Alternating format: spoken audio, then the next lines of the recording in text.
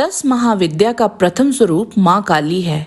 वह आदि शक्ति का उग्र स्वरूप भी है, परंतु उनके सच्चे भक्तों के लिए वह माता स्वरूप ही है, जो सदैव उनकी रक्षा करती हैं। श्रद्धा लगन से भक्ति करने वाले अपने भक्तों के जीवन से माँ अंधकार, भय, दरिद्रता और शत्रुओं को दूर कर देती हैं। परंतु माँ काली का उद्भव कैसे हुआ, कैसे और क्यों माता पार्वती ने धरा शक्तिशाली महाकाली का ये स्वरूप, आइए विस्तार से जानते हैं इस वीडियो में। ओम गणपति चैनल आपका अभिनंदन करता है। सनातन धर्म के साथ संबंधित रोचक तथा ज्ञानवर्धक वृतांतों के लिए चैनल को सब्सक्राइब अवश्य करें।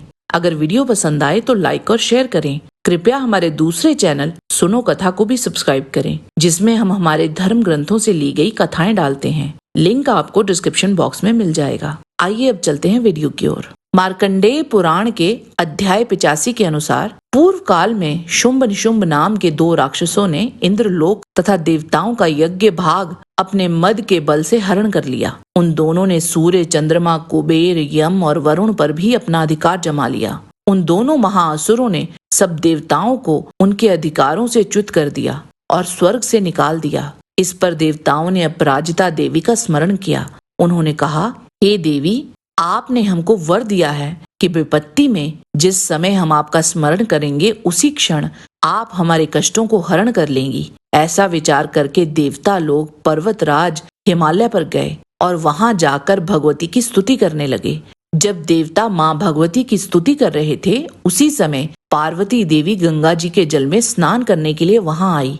उन भगवती ने देवताओं से पूछा, आप लोग यहाँ किसकी स्तुति करते हैं? तब पार्वती जी के शरीर कोश से शिवा देवी प्रकट हुई और उनसे बोली, शुंभ दैत्य से तिरस्कृत और युद्ध में निशुंभ से पराजित हो यहाँ एकत्रित हुए समस्त देवता ये मेरी ही स्तुति कर रहे हैं। उसी समय शुंभ निशुंभ के भृत्य चंड मुंड वहां आए और उन्होंने परम मनोहर रूप धारण करने वाली अंबिका देवी को देखा। वे दोनों शुंभ के पास जाकर बोले कि हे महाराज, हिमालय पर्वत पर एक अत्यंत सुंदर स्त्री है। ऐसा उत्तम रूप किसी का कहीं भी नहीं देखा गया है। मालूम होता है कि वो कोई देवी है। आप उसको ग्रहण करें। ये वचन सुनकर शुंभ ने महादैत्य सुग्रीव को दूत बनाकर देवी के पास भेजा। दूत तुरंत देवी के यहाँ पहुंचकर बोला, हे देवी, दैत्यराज शुंभ इस समय तीनों लोकों के परमेश्वर हैं और उनकी आज्ञा का कोई भी उल्लंघन नहीं कर सकता।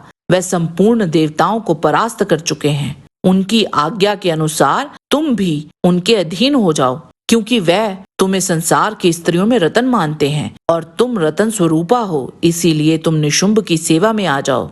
तुम अपनी बुद्धि से विचार कर उनकी पत्नी बन जाओ। दूत के यूं कहने पर भगवती दुर्गा देवी मुस्कुराई और उनसे बोली, दूत, तुमने सत्य कहा, इसमें तनिक भी मिथ्या नहीं है। शुंभ तीनों लोकों के स्वामी हैं और निशुंभ भी उसी के समान पराक्रमी है। किंतु इस विषय में मैंने जो प्रतिज्ञा की है उसे मैं मिथ्या कैसे करूं? जो पहले से मैंने प्रतिज्ञा कर रखी है तुम उसे सुनो। जो मुझे संग्राम में जीत लेगा, जो मेरे अभिमान को चूर्ण कर देगा तथा संसार में जो मेरे समान बलवान होगा, वही मेरा स्वामी होगा।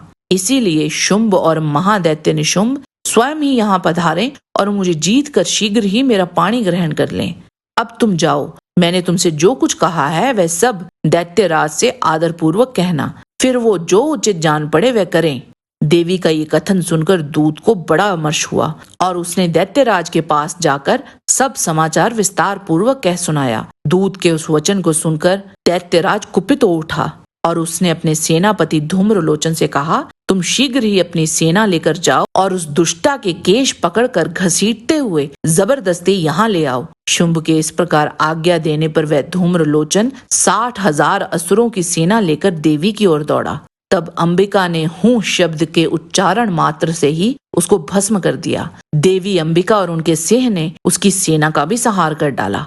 शुंभ ने जब सुना कि देवी ने धूम्रलोचन को मार डाला और उनके सिंह ने सारी सेना का सफाया कर डाला, तब उसको बड़ा क्रोध आया। तब उसने चंड और मुंड नामक 2 दैत्यों को आज्ञा दी कि तुम लोग बड़ी सेना लेकर जाओ और उस देवी को बांधकर यहाँ ले आओ। यदि उसको लाने में संदेह हो तो उसका और उसके सिंह का वध कर डालना। तदंतर शुंभ की आज्ञा पाकर वे चंड और मुंड दैत्य विशाल सेना लेकर चल दिए। गिरिराज हिमालय के शिखर पर पहुंचकर उन्होंने सिंह पर बैठी हुई देवी को देखा। वह मंद मंद मुस्कुरा रही थी। उन्हें देखकर दैत्य लोग तत्परता से पकड़ने का उद्योग करने लगे। किसी ने धनुष तान लिया और किसी ने तलवार संभाली और कुछ लोग देवी के पास आकर खड़े हो गए। तब माँ अंबिका ने उन शत्रुओं के प्रति क्रोध किया। उस समय क्रोध के कारण उनका मुख काला पड़ गया, ललाट में भौहें टेढ़ी हो गई और वहां से तुरंत विकराल मुखी काली प्रकट हुई, जो तलवार पाश लिए हुए थी। वह चीते के चरम की साड़ी पहने हुए नर मुंडों की माला से विभूषित थी,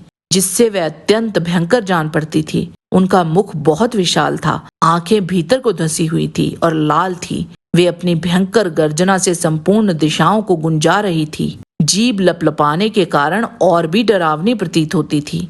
वह कालिका देवी बड़े वेग से उन दैत्यों की सेना पर टूट पड़ी और सबका भक्षण करने लगी। उन्होंने दैत्यों को उनके घोड़ों और हाथियों सहित ही अपने मुख में डालकर दांतों से चबा डाला। किसी को गर्दन मरोड़कर तथा किसी को पांव के नीचे दबाकर मार डाला। असुरों द्वारा चलाए गए अस्त्रों शस्त्रों को उन्होंने क्रोधित होकर मुख में डालकर दांतों से पीस डाला। उन्होंने कुछ बड़े राक्षसों का मर्दन कर डाला और कुछ को खा गई। कालिका ने बलवान एवं दुरात्मा दैत्यों की कितनी ही सेना का संहार कर डाला और कितनों को मार भगाया। तदंतर देवी ने बहुत बड़ी तलवार हाथ में लेकर चंड का मस्तक काट डाला। चंड को मारा गया देख मुंडवी देवी की ओर दौड़ा। तब देवी ने रोष में भरकर उसका भी वध उसी तलवार से कर डाला। चंड और मुंड को मारा हुआ देख बाकी सेना वहां से भाग गई। तदंतर काली ने चंड और मुंड का मस्तक हाथ में ले अंबिका के पास जाकर प्रचंड अट्टहास करते हुए कहा,